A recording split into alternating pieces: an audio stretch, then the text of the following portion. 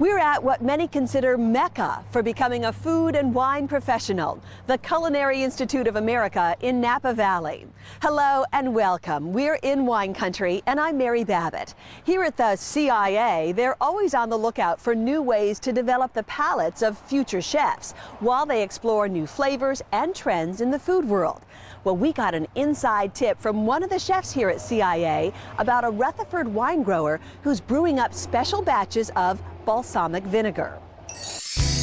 We're off to track down this homegrown elixir where time and patience are a main ingredient. We all live by clocks.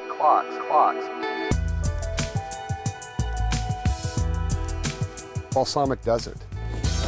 I'm not patient, but this teaches you to be patient in the sense that you don't have control. Tim Krull is learning patience through the art of making balsamic vinegar.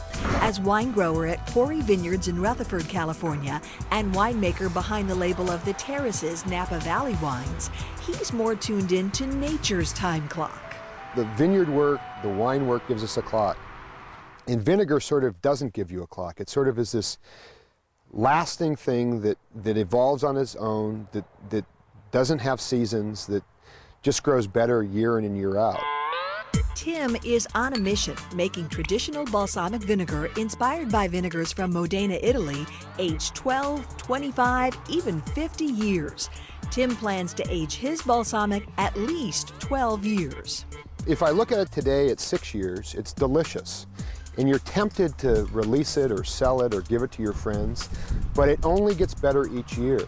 This building was built in the 1800s from stone that was quarried on the ranch. During my visit, Tim's oldest balsamic vinegar was just 6 years old. He starts the process by pressing red grapes to get the grape juice or must called moustacato.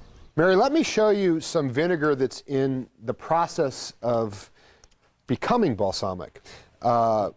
This is moustacato, the cooked must, that has then fermented. I cook it for 3 days. And the liquid becomes very thick and syrupy. Right now, we have about 10% alcohol and about 30% sugar in this solution. I could have a mug of that. Whew. The alcohol is then converted to acetic acid. Once it's converted to acetic acid, I now have the base vinegar that begins the aging process. Vinegar begins aging in these large barrels. Over time, it evaporates, and Tim moves the liquid to this old stone root cellar into batteries of small, traditional vinegar barrels. Each battery is made up of 6 casks.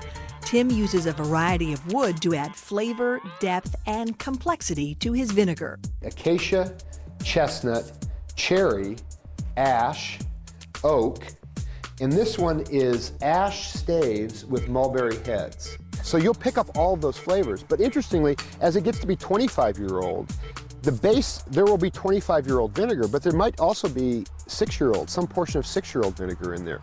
So eventually, the stuff that ends up here will have been spent a little bit of time in the cherry and the acacia. Exactly right. Oh, wow. So it'll be really complex. That's what we're looking for. To show me what he's looking for, And we're just going to put a little bit on your hand.